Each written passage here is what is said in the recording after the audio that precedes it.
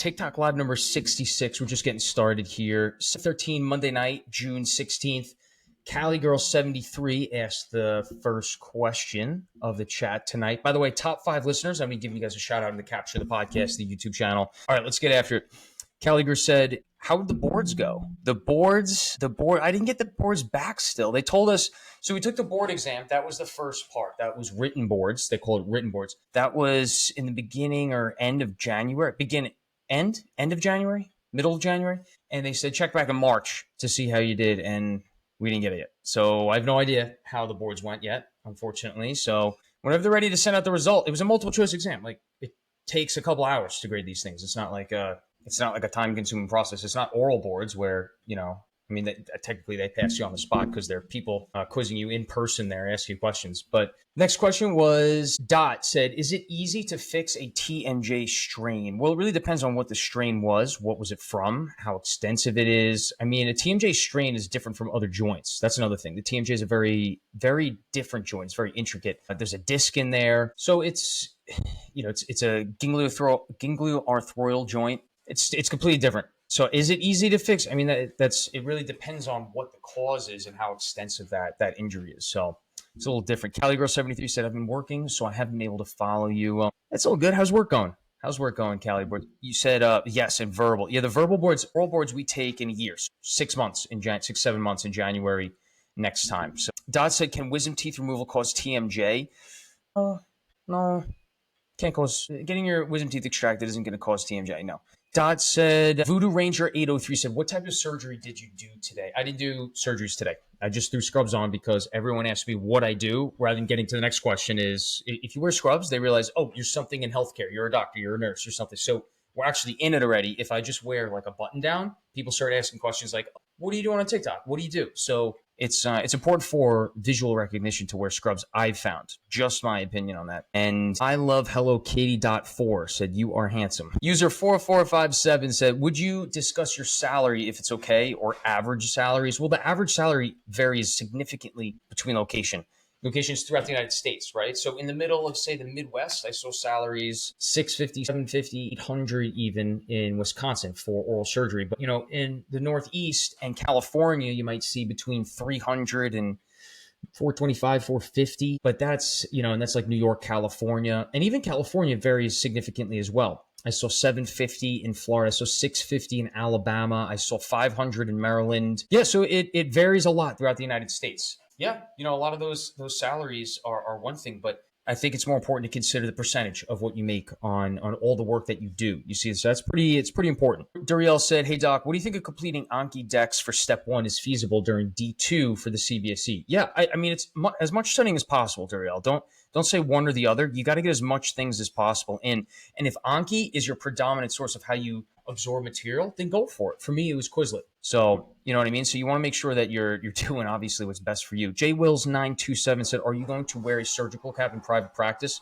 I don't know if it's the air conditioning goes out or my hair's messy that day, which it shouldn't because I usually do my hair before going to work. If the air conditioning's out and I'm sweating everywhere, yeah, I'm going to need to throw on a surgical cap. But otherwise, I don't know. Probably not going to wear a surgical cap unless it's like a really long case, zygomatic implants, maybe all on X's. I don't know. I got to see how that goes. I got to see how the practice is set up, how the air conditioning is, As said, do you have any info on international students wanting to enter an OMFS programs in the States? Yes, I do have information. You need to do 2 to 2.5, depends on the school. You need to do an international dentist school, expedited advanced standing program at a dental school in the United States first before you apply to those specialties. Okay, that's what you got to do first.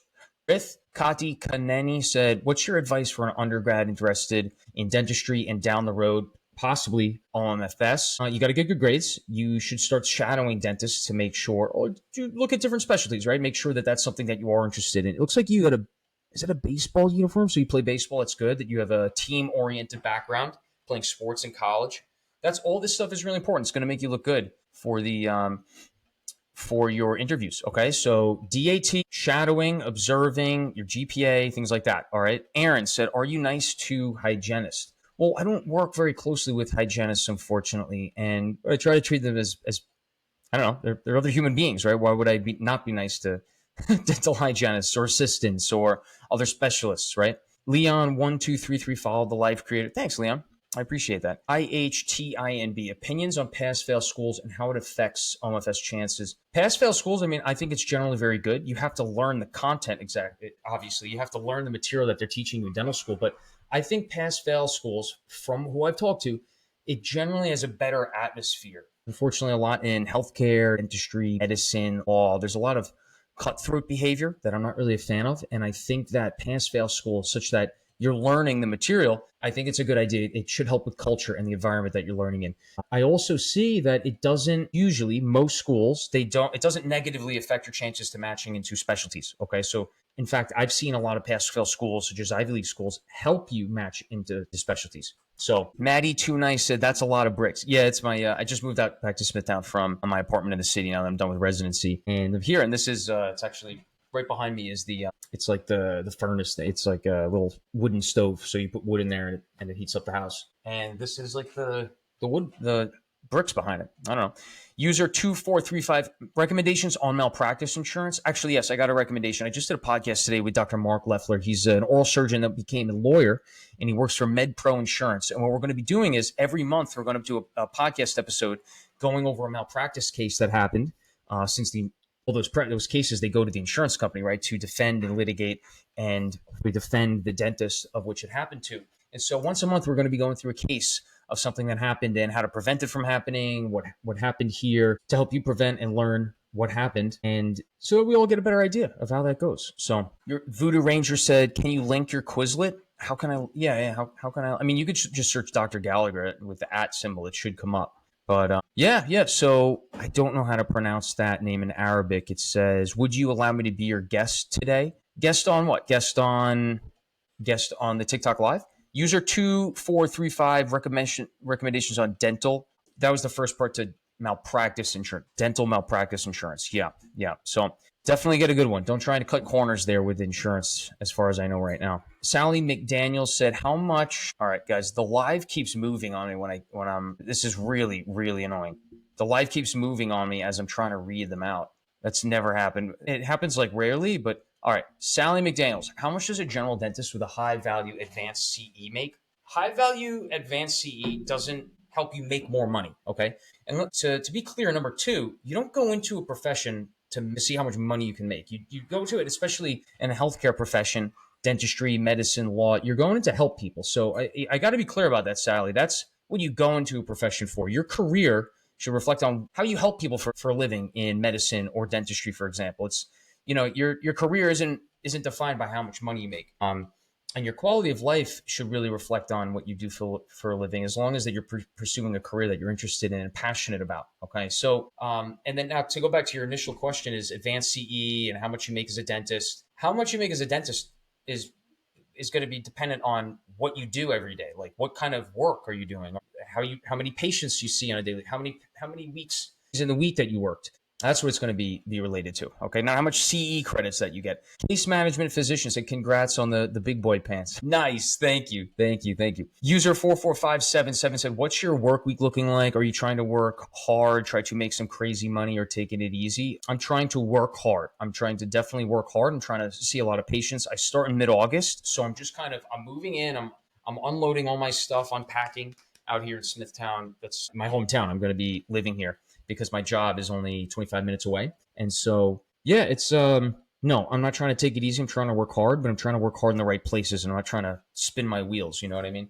AC3 said, more importantly is how much student loan that you'll have at the end. Callie girl, that's a really good point. I think, with all the dental school, medical school, law school, undergraduate loans, and how high the student debt is these days, you got to have a game plan. You got to have a realistic game plan to pay that back, right? I think it's fine to take out loans to get an education, but what's that education going to give you? Are you actually going to get a job with that degree that you study? These are all very important questions that you really kind of need to have an answer to prior to beginning. Tony said, when do you start your new job? I'll start in mid-August. I'll be in Melville at All County Oral Surgery. It's Melville's Suffolk County, Long Island. Okay, it's just on the border between Suffolk and Nassau County.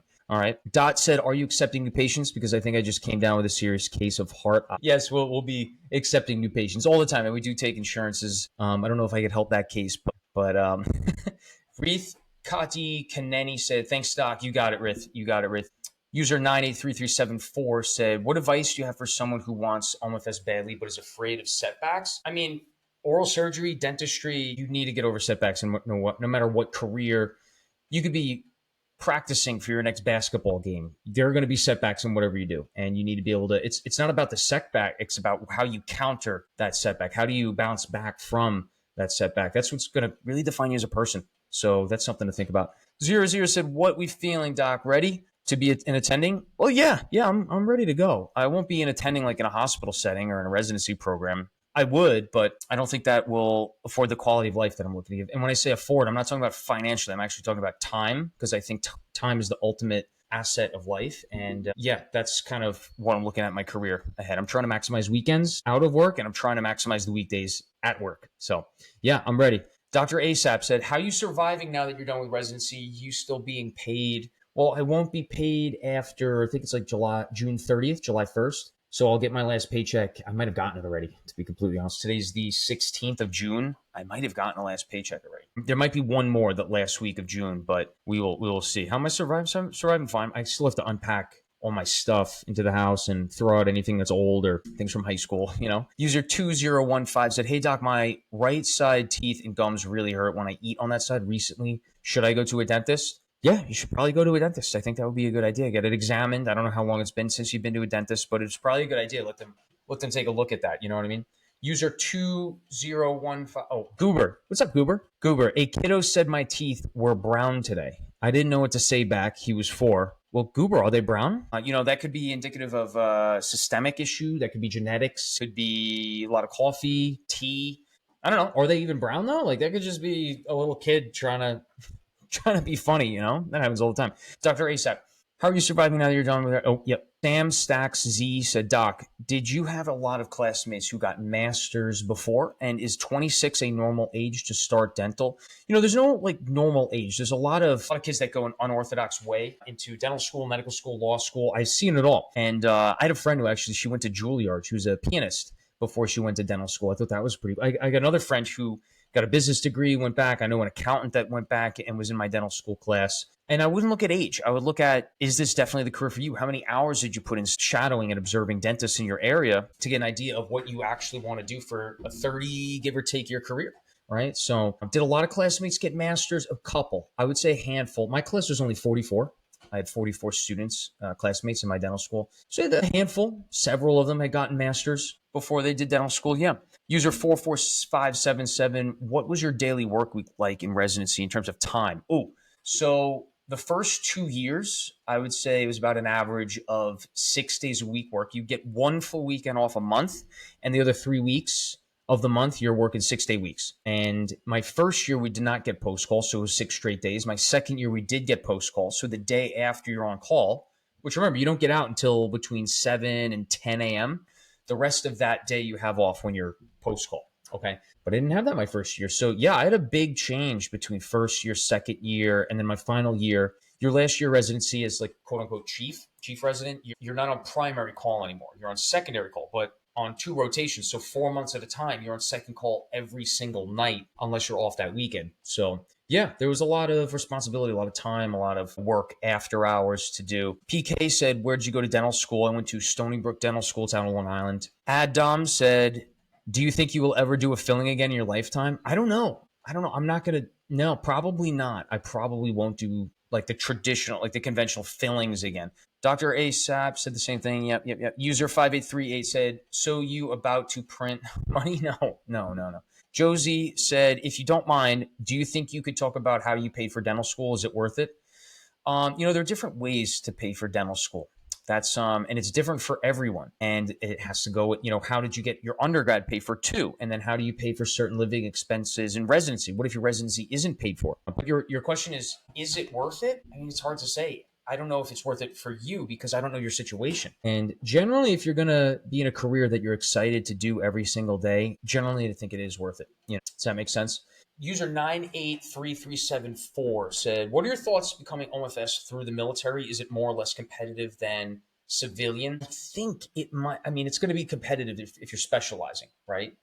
In military or out. But I don't really, now I didn't go the military route, so I'm not the best person to ask this. I think it is generally a good idea from my perspective because more than half the students, most dental students now graduate with some amount of debt, and most of your debt is paid for if you go through the military route, right? So that's something to consider. That's a positive. I don't know all the disadvantages of going in the military because I haven't gone it myself. So just something to think about. You know what I mean? 00 said, in residency, did you deal with a lot of locked jaw in the emergency department? Yes, I did. I definitely reduced patients, lockjaw or dislocated TMJs. At least 7 patients, probably no more than 10 patients. It's hard to say exactly how many. But yeah, there were a lot of patients coming into the ED in Manhattan with lockjaw. That's for sure. Deep VT, what's up, man? What are they charging for implants in your new practice? I forget. I think it's 1,500. I think it's 1,500 per implant. And remember, implants aren't generally covered by insurances. Some of them will cover like one implant a year here and there now, but implants are expensive, and it's not standard of care to get an implant. It's like most of the time you can get like a Maryland bridge, you could get a bridge, you could get a crown, you could get a denture in that area, partial denture if you're covering multiple spaces. And those treatments are many times covered by insurance.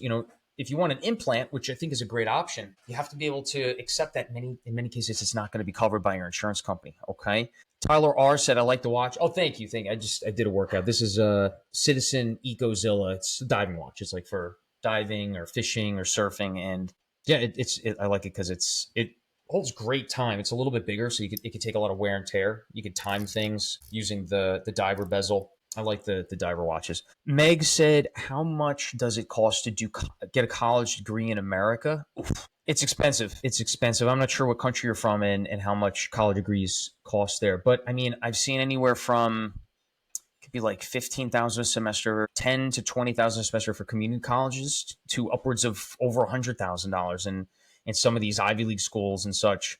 Yeah, it's expensive, and it varies. The range varies greatly. Nicole DiLorenzo 7 said, "Guy, hey Nicole, what's going on?" TINB said, how intense is OMFS residency compared to dental school? It's a lot more intense. Dental school is a lot because you're adjusting from like a maybe 15 to 20 credit a semester undergrad. And then in dental school, it's like an average of 32 credits a semester. So it's a lot, the adjustment from undergrad to dental school. And then dental school to residency, it's not as much courses as it is work. So they try and rank like credits of courses based on like time it takes or how many hours it is a week or whatnot, right? But in residency, you're working, you're doing work, you're treating patients, you're doing surgery, you're in the OR, you're doing task work, you're running around the hospital, transporting patients and seeing patients, consults. It's a lot more work. Dental school is a lot more studying. Residency is a lot more work. And when something's in person, like working like in-person work, such as residency or surgery or dentistry, that requires, I would say, a lot more sacrifices because it requires your presence, you to be working in person. Studying, you could be studying in California. You could go study on the boat. You could study at the beach. Might not be the most efficient studying, but you get what I'm saying, right? You could kind of move around. Drew Van Vliet said, will you be doing any call for the hospitals or strictly private practice?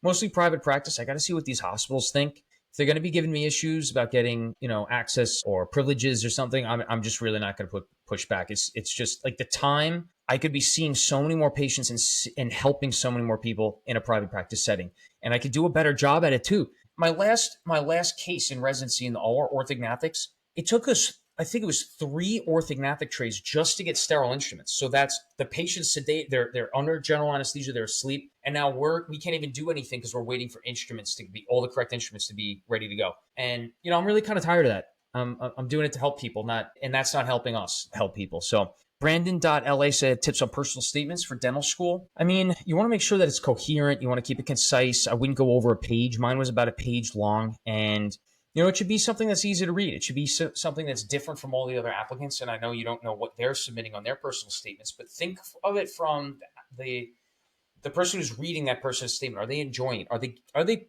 able to take something away that's unique to you versus other applicants, right? Greetings, she said, how many hours did you study on weekends approximately? I mean, when I was studying for the CBSE, I hit upwards of 15 hours. I think the maximum I did was 15 and a half hours. But then studying for dental school classes, I mean, several hours. You would usually get nights off on weekends unless there was a big test coming up, like one of the med school exams. Those were big, or board exams. But a lot of hours you're studying every weekend in dental school. I'm not trying to make it seem like You're going to be studying every single weekend in dental school unless you're in between semesters or in the summer, perhaps sometimes, right? Goober said, I got pearly whites. You can't, he mean back? I don't know. You can't be mean back? Yeah, Goober, probably not a good idea to go after a little kid like that. User 9833, what if I try my absolute best in dental school but can't be competitive for OMFS? There are so many other specialties to do too. And if you went into dental school, you should be, thrilled to be a dentist, right? If you're not, then maybe that's not for you. Just my thoughts there. Luke Brown said, let's see your resume. Show us your teeth. My teeth? I got a little chip here on the incisor of my number. That's my number 9. But other than that, they're regular teeth. All my teeth are in there except for my wisdom teeth. User 9833. I've never had a filling, by the way. I've never had a cavity. I have a little stain over here that almost became a cavity, but it reversed, thankfully. There was remineralization, the dentist said. This is going back 10, 15, probably like 15, 20 years. But no, thankfully, no, I haven't needed to get a filling or anything. User 9833. What if I try Kevin Barrett, do you own your own practice? Do you need more patients? I don't own my own practice. I'll be starting work at a private practice in Melville at All County in August. And yeah, I'm going to need more patients. Send them my way. Let me know how I can help you out. Khaled0328 said, even for friends and family, no fillings? What do you mean, even for friends and family? Nawa said, is being a general dentist worth it financially? Well, it depends on, is general dentistry what you wanted to go into? Is that what you want to do every day for a career that's like 30, give or take, years? 00 said, congrats on finishing residency, Doc. Thank you. You one of the realest. Thanks. You're very kind. Thanks, friend. Drew Van Villette, congrats on the engagement. Thank you. Thanks, Drew. I appreciate that as well. User 7356, in your general surgery and other rotations, did you actually do the surgeries or only watched? We assisted. We actually did the surgeries with the bariatric surgeons. But on all the other one, no, we did some hand surgery. I did help put fingers back on. Other rotation, unless it was like facial trauma and laceration repairs, we were just assisting or watching. User 983347, can I become an OMFS if I set my mind to it, even though I'm not naturally smart?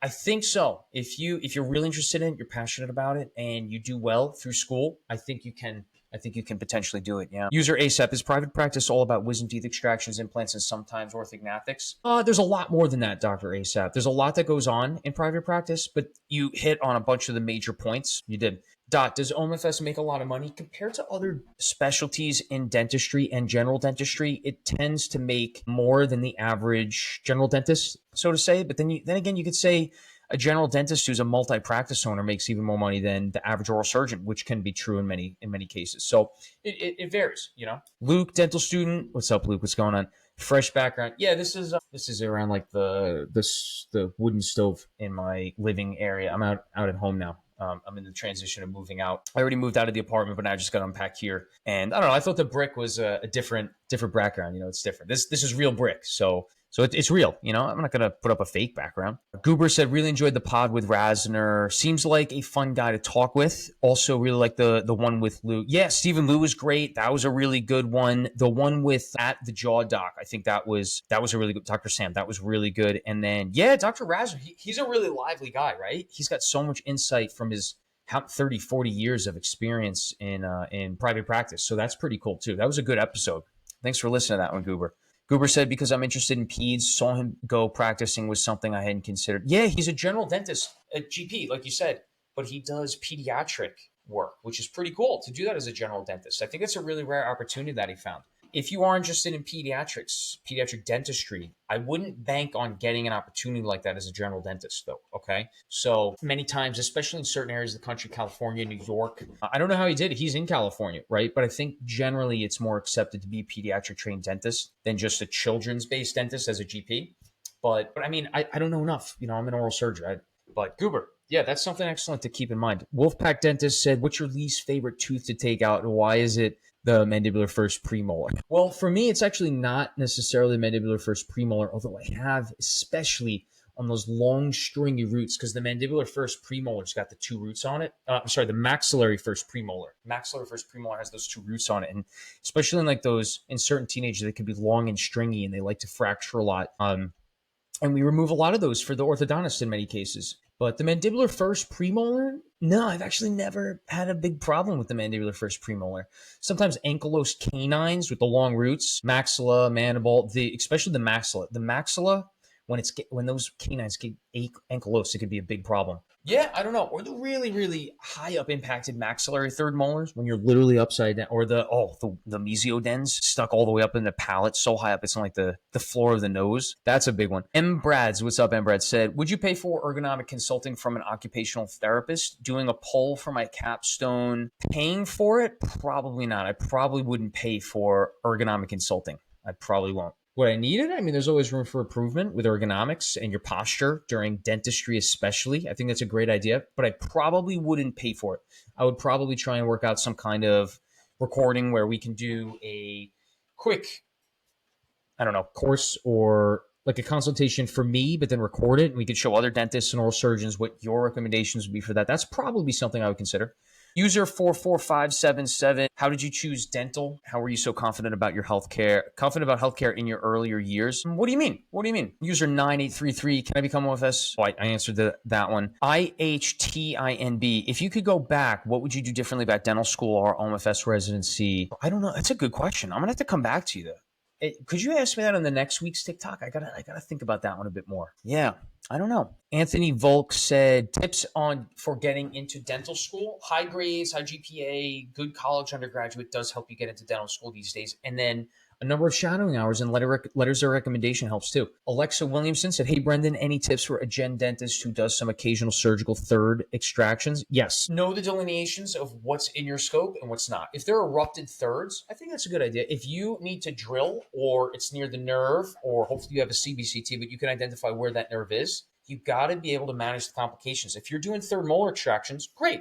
Do them safely. Know your case selections. Know what you can do versus what you can't do. Know when complications can occur. Send those to the specialists that can do it in your area. And make sure you're staying away from that nerve. That nerve, the paresthesia, lingual paresthesia happens a lot. That's I saw that a lot with general dentists and periodontists, unfortunately, through residency. We'll see what I see and come across in private practice. But yeah, Alexa, that's what I'm at now. Thanks for asking that question. Juliana Abruzzi said, did you take a gap year or go straight into what? Dental school or residency? I took a gap year in between undergraduate and dental school. I did not take a gap year in between dental school and residency, though. Booby Butterscotch said, what is your opinion on orthodontics residency? And are there income differences between that and general dentistry? Yes, there are differences in income, but I'm seeing a lot of general dentists do Invisalign and stuff and clear aligners for patients. And then their case selection, they generally take all the easier cases. So then orthodontists get stuck with all the harder cases. And I'm seeing that in oral surgery as well. Yeah, the tides are turning. It's very interesting, the differences in those things. So Sean Niem said, congrats on graduating from residency. Thank you. User 983374, thoughts on endodontics and its job outlet. I think endodontics is great. They're doing the root canals. And I was just talking to an endodontist, Dr. Yeet Goal, last night at Dr. Ryan Davis's wedding. Yeet Goal is an endodontist. He's here on Long Island. He might be working in Babylon soon. We'll see. But he's working throughout the island in endo, and he's doing a great job. He's a really good guy. I would recommend sending patients to him for endodontics, actually. Yeah, so that's a shout out to Yeet. If he was still listening to this, I mean that. Rat Catcher said, thoughts on PROS residency. I think it's a great residency. I think PROS is great. I think you do need to differentiate yourself from restorative dentists, general dentists doing restorative work. You should be working with an oral surgeon doing all on X cases, maybe periodontists. Periodontists, I don't know how much of I know a lot of them are doing a lot of the all on X's, but I think a nice oral surgery pros combo or a perio and pros combo is great. Tiana said, do you have a twin? There's a guy on here that looks exactly like you with tattoos. No, I don't have a twin. Matthew said, yo, doc, my jaw is wired shut. Ooh, did you break your jaw? You got a mandible fracture? Yeah, how's that going? Are you doing okay? Anthony Volk said, what do you do if root tips get stuck in or goes into the sinus? Yeah, I would take a PA. I would try to get an idea of where it is using the slob rule, like anterior, posterior, trying to get an idea of where it is in respect to other structures of the sinus, the teeth, the roots in the area. I would use a curette and try and get up in there and scoop it back towards the socket that pushed it up. You could even use the suction. Some suctions they can bend a little bit. I would try sectioning that in the socket first to make sure you can get that. See if you could get the root out that way of the sinus. Goober said, what microphone is that? Its microphone is, I don't have it. It doesn't show the the name right now. It looks similar to the one you have. It might be Mike Twins, maybe. Dr. ASAP said, "Do you know Dr. Todd Hanna?" Yeah. Dr. Todd actually just commented saying congrats on the engagement the other day. Yeah, I know Dr. Todd Hanna. Did you see the pod, Dr. ASAP? I did a podcast about 6-7 months ago with Dr. Hanna. Yeah. Abudi said, "Why do you do so many jump cuts in your videos?" I don't know. I just try to get out all the ums, ahs, and pauses as much as I can to make it quicker for you to listen to. Tiana said, Abudi, he's reading in chronological order. Oh, wait. Jump cuts, like when I splice the videos, or going in between here. User 4457 said, "You're the best, Doc. Keep being real, man." Thanks, friend. MA said, "What is your tips on?" I'm just going to do a couple more because then I got to go eat dinner. And then I got another podcast at 8:30. User 44577 said, "You're the best guy." Oh, MA said, "What are your tips on getting research positions and internships during your time in dental school?" Very hard to get an internship during dental school, but for research, I would look for the doctors in dental school that do research and ask them if they need any help on any projects. Okay, you got to find the people doing the research and ask them what you can help with. Okay. Tiana said, Tiana LaFave, the live creator. Thanks, Tiana. Shaunu said, "Any advice for an incoming D1? Yes. For D1 year, I would really focus on effective and efficient studying. And I put out a lot of videos on that. The way I figured out effective and efficient studying, remember, effective studying is getting higher grades, but then efficient studying is maintaining those high grades, but studying less and less, taking less time to study better, more effectively and then efficiently, right? I did it using Quizlet. I used to do Quizlets in question answer on one topic, doing questions A, B, and C, and then on the back, answers to A, B, and C. Try not to go more than those 3 questions on the one topic, A, B, and C. And also add a figure, a clinical photo, an x-ray, whatever you got to do to make sure that you remember it visually. That's the key. You need to get a lot of repetitions in with your studying. And I prefer doing question answer to find what you don't know, and then you implement that into your brain. You import that into your brain, and then you can remember it with the figures. Okay. All right, friends, I'm going to sign off. I got to get going. I'm going to eat dinner. I'll try and do this again next Sunday night or Monday. This is TikTok Live number 66. Top 5 listeners that came on, I'm going to be giving you guys a shout out in the caption of the podcast, the YouTube channel. So thanks so much for coming on. I just finished residency last week, and so this is my 3rd week of being done with work. But everything signed off, the graduation, everything came to an end last Thursday. So moving to the next step. I still got to unpack and move into the house out here at home in Smithtown on Long Island. But yeah, thanks for coming on, friends. Top 5 listeners, I'll be giving you a shout out, okay? All right, we'll touch base soon. Let's make it a great week, all right?